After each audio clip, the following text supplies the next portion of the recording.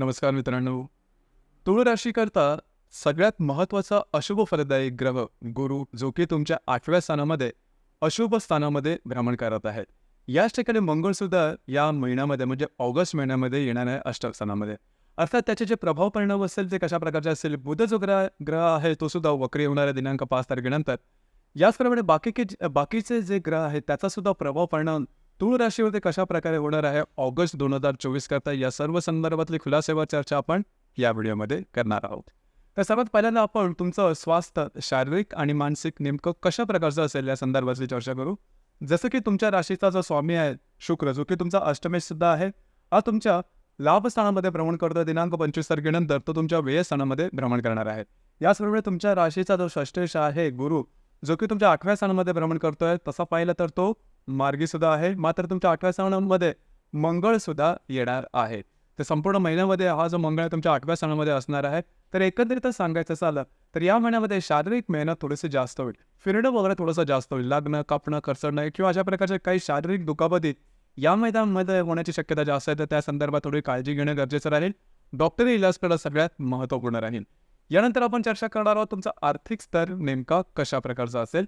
जसं की तुमच्या राशीचा जो धनेश आहे मंगळ, जो की तुमच्या 8व्या स्थानामध्ये भ्रमण करतोय 27 तारखेनंतर, हा तुमच्या भाग्यस्थानामध्ये भ्रमण करणार आहे. त्याचप्रमाणे तुमच्या राशीचा पंचमेश जो आहे शनी, जो की तुमच्या राशीचा राजयोग कारग्रह पंचम स्थानात स्वतःच्या राशीमध्ये भ्रमण करतोय. मात्र तो वक्री आहे. याचप्रमाणे शुक्राबद्दल सांगायचं झालं तर अष्टमेश जो शुक्र आहे तुमच्या लाभस्थानामध्ये भ्रमण करतोय. 25 तारखेनंतर तो व्ययात भ्रमण करणार आहे. याचप्रमाणे तुमच्या राशीचा जो लाभेश आहे रवी, जो की तुमच्या 10व्या स्थानामध्ये भ्रमण करतोय 17 तारखेनंतर, स्वतःच्या राशीमध्ये लाभ स्थानामध्ये भ्रमण करणार आहे. तर एकंदरीतच सांगायचं झालं तर या संपूर्ण महिन्यामध्ये आर्थिकदृष्ट्या तुम्हाला फारसा काही त्रास होणार नाही किंवा खर्च जास्त होणं, अनपेक्षित काय खर्च असं काहीही भाग नाही. फक्त तुम्ही स्वतःच्या खर्चावरती थोडंसं नियंत्रण ठेवणं गरजेचं राहील. बाकी जे तुमचं गणित आहे ते अगदी व्यवस्थित चालेल. जर तुम्ही शेअर मार्केटमध्ये ट्रेड करत असाल तर लॉंग टर्ममध्ये केलेली इन्व्हेस्टमेंट तुमच्यासाठी शुभफलदायी राहील किंवा त्याच्यामुळे तुम्हाला चांगले फायदे उत्पन्न मिळू शकेल. अर्थात या महिन्यामध्ये तसे काही फायदे मिळणार नाही, परंतु केलेली इन्व्हेस्टमेंट तुम्हाला 1-2 महिन्यामध्ये त्याचे चांगले रिझल्ट नक्कीच देऊन जाईल. तर एकंदरीतच या महिन्यामध्ये आर्थिक जो स्तर असेल तो तुमचा बऱ्याच प्रमाणात स्थिर दिसून येईल. यानंतर आपण चर्चा करणार आहोत गृहसौख्याबद्दल. गृहसौख्याबद्दल सांगायचं झालं तर तुमच्या राशीचा जो चतुर्दश आहे शनी, जो की तुमच्या पंचम स्थानामध्ये भ्रमण करतोय, अर्थात तो वक्री आहे. घरातले जे मोठे व्यक्ती असतील, वयोवृद्ध व्यक्ती असेल, त्यांच्या आरोग्याकडे थोडंसं लक्ष देणं गरजेचं आहे. त्यांच्या आरोग्याच्या संदर्भातले काही त्रास या महिन्यामध्ये डोकं वर काढू शकतील, या संदर्भात काळजी घ्या. यानंतर लव्ह लाईफबद्दल सांगायचं झालं तर तुमचा जो पंचमेश आहे पंचम स्थानातच आहे, वक्री आहे, काळजी करू नका. लव्ह लाईफबद्दल छोटे मोठे जे त्रास वगैरे म्हणतात, म्हणजे चहाच्या कपातले वादळ तुम्ही म्हणा, तर ते थोडीफार दिसून येते. अर्थात त्याचा फारसा मोठा परिणाम तुमचे जे लव्ह लाईफ आहे किंवा रिलेशनशिपवरती होणार नाही, तशी काय काळजी करू नका. मात्र ज्या गर्भवती महिला आहेत, म्हणजे तुळ राशीच्या गर्भवती महिला आहेत, त्यांनी स्वतःच्या आरोग्याकडे या महिन्यामध्ये थोडंसं लक्ष देणं गरजेचं राहील. थोडाफार आरोग्याच्या संदर्भातले त्रास या महिन्यांमध्ये डोकंवर काढू शकतील. अर्थात त्याचा फारसा मोठा परिणाम होणार नाही, परंतु वेळीच त्यावरती लक्ष देणं गरजेचं राहील. जे विद्यार्थी वर्ग आहेत त्याच्यासाठी हा संपूर्ण महिना उत्तम राहील. काही प्रॉब्लेम तुम्हाला येणार नाही, गोष्टी व्यवस्थित राहतील. वैवाहिक जीवनासाठी मात्र गोष्टी थोड्याशा वेगळ्या आहेत. तुमच्या राशीचा सगळ्यात महत्त्वपूर्ण ग्रह वैवाहिक जीवनाचा कारक तो म्हणजे मंगळ. हा मंगळ तुमच्या 8व्या स्थानामध्ये भ्रमण करतोय आणि दिनांक 27 तारखेनंतर तो तुमच्या भाग्यस्थानामध्ये भ्रमण करणार आहे. इथे थोड्याशा गोष्टी वेगळ्या आहेत. वैवाहिक जोडीदाराबरोबर वादविवादाचे प्रसंग निर्माण होणं किंवा सगळ्यात महत्त्वाचं म्हणजे वैवाहिक जीवनाच्या जो वैवाहिक जीवनाचा तुमचा कार्य आहे जोडीदार, त्यांच्या आरोग्याकडे थोडंसं लक्ष देणं गरजेचं राहील. ही गोष्ट अतिशय महत्त्वपूर्ण राहील. यानंतर आपण चर्चा करू तुमच्या जे कार्यक्षेत्र आहे त्या संदर्भात. तर साधारणतः तुमच्या दशम स्थानामध्ये जो रवी आहे तो भ्रमण करतोय. दिनांक 17 तारखेनंतर तो तुमच्या लाभस्थानामध्ये भ्रमण करेल स्वतःच्या राशीमध्ये. आणि जो बुध आहे, हा बुध ग्रह दिनांक 5 तारखेनंतर वक्री होणार आहे आणि 23 तारखेनंतर वक्री होऊन तुमच्या दशम स्थानामध्ये येणार आहे. एकंदरीतच सांगायचं झालं तर गेल्या साधारण 10-12 दिवसात तुम्ही बघितलेलं असेल की कार्यक्षेत्राच्या संदर्भात तुम्ही बऱ्याच प्रमाणात ॲक्टिव्ह आहात. इनिशिएटिव्ह घेतात, पुढाकार घेतात, नवनवीन योजना किंवा नवीन कशा प्रकारे आपलं कार्यक्षेत्र वाढवलं जाईल या संदर्भातले बरेचसे विषय तुमच्या मनात आहेत आणि त्या संदर्भात तुम्ही कार्यवाही सुद्धा सुरू केलेली आहे. हीच जी गोष्ट आहे, ही गोष्ट या महिन्यामध्ये सुद्धा दिसून येईल आणि त्याचे काही चांगले उत्तम लाभ सुद्धा तुम्हाला या महिन्यामध्ये निश्चित प्रकारे दिसून येतील. इथे फक्त एकच गोष्ट महत्त्वाची आहे की साधारणतः या महिन्याच्या 25-26 तारखेनंतरच्या कालावधीमध्ये कार्यक्षेत्राच्या संदर्भात कुठल्याही प्रकारचे महत्त्वपूर्ण निर्णय घेऊ नका. कोणाला काही कमिटमेंट प्रॉमिस वगैरे हा प्रकार अजिबात करू नका. ही गोष्ट थोडीशी महत्त्वाची राहील. तर एकंदरीतच सांगायचं झालं या संपूर्ण महिन्यामध्ये तुम्हाला स्वतःच्या आरोग्याकडे लक्ष द्यायचं गरजेचं आहे. वैवाहिक जोडीदाराच्या संदर्भातले काय तो जो संदर्भ आहे तिथे सुद्धा लक्ष देणं महत्त्वपूर्ण राहील. यानंतर आपण चर्चा करणार आहोत ग्रहयोगाबद्दल. डे टू डे लाईफमध्ये ग्रहयोगाचे परिणाम कशा प्रकारे किंवा कोणत्या क्षेत्रामध्ये असतील.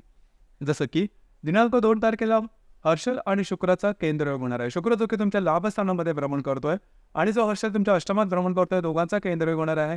तुमच्या मित्रपरिवारामध्ये ज्या महिला असतील त्यांच्या संदर्भात त्यांच्याबरोबर छोट्या-मोठ्या गोष्टी वादविवादाचे प्रसंग निर्माण होतील. तिथे थोडंसं काळजी घेणे गरजेचं राहील. तुमची जी मोठी बहीण असेल त्यांच्या आरोग्याकडे सुद्धा या दरम्यान लक्ष देणं गरजेचं राहील. याचप्रमाणे दिनांक 8 तारखेला बुध आणि शुक्राची युती तुमच्या लाभस्थानामध्येच होणार आहे. अतिशय उत्तम अशा प्रकारचा हा योग असणार आहे. कारण शुक्र तुमच्या राशीचा स्वामी अष्टमेश आहे, बुध जो आहे हा तुमचा व्ययश आहे आणि भाग्येश सुद्धा आहे.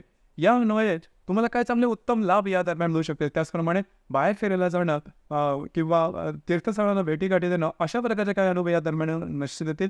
तुमच्या मित्रपरिवाराकडून तुम्हाला चांगले साथ संगत मिळेल, काही चांगले उत्तम सल्ले मिळू शकतील.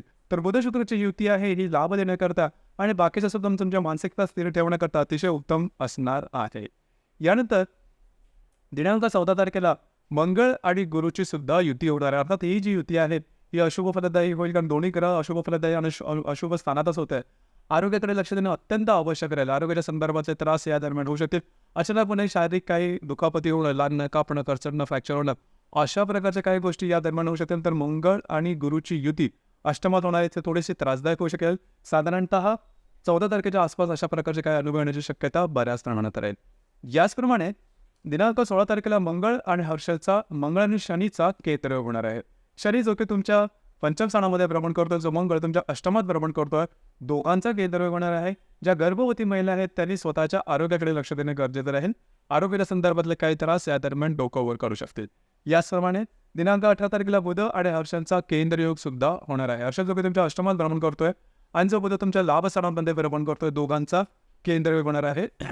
साधारणतः तुमचे जे लहान भावंड असतील त्यांच्यावर छोट्या मोठ्या गोष्टींवर वादविवादाचे प्रसंग निर्माण होते.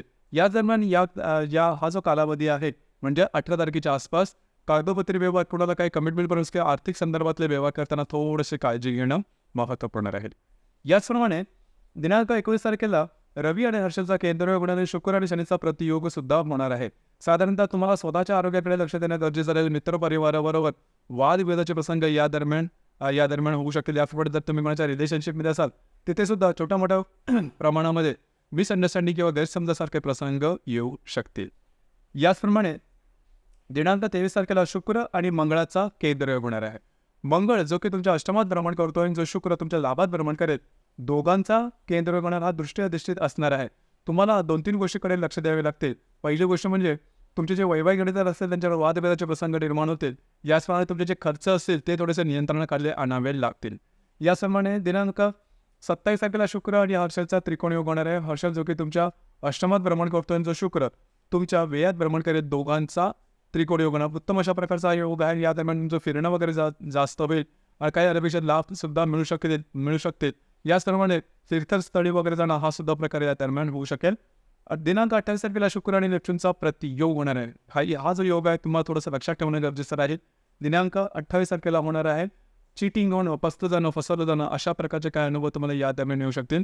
या दरम्यान कुठल्याही प्रकारचे महत्त्वपूर्ण निर्णय छोटे असतील किंवा मोठे अजिबात घेऊ नका. याचप्रमाणे या महिन्यातली जी अमावस्या आहे ते तुमच्या दशम स्थानात कर्क राशीमध्ये होणार आहे दिनांक 4 तारखेला आणि दिनांक 19 तारखेला पौर्णिमा आहे, त्याला आपण नारळी पौर्णिमा म्हणतो. तर मराठी ज्योतिष भट्ट परिवारातर्फे आपल्या सर्वांना नारळी पौर्णिमेच्या आणि रक्षाबंधनच्या मनापासून शुभेच्छा. एकच गोष्ट सांगायची वाटते की अमावस्या आणि पौर्णिमेच्या दरम्यान कुठल्याही प्रकारचे महत्त्वपूर्ण निर्णय घेऊ नका, कारण आपण जास्त प्रमाणात भावनातीत असतो आणि भावनातीत येऊन आपण घेतलेले निर्णय चुकण्याची शक्यता या दरम्यान जास्त असते. तर या दरम्यान कुठल्याही प्रकारचे महत्त्वाचे निर्णय घेऊ नका. एकंदरीतच सांगायचं झालं, या संपूर्ण महिन्यामध्ये तुम्हाला स्वतःच्या आरोग्याकडे लक्ष देणं गरजेचं आहे. त्याचप्रमाणे वैवाहिक जीवनाच्या संदर्भात सुद्धा काळजी घेणं महत्त्वपूर्ण राहील. तर मित्रांनो, हे होतं तुळ राशीचं ऑगस्ट 2024 करता संपूर्ण राशीफळ. धन्यवाद.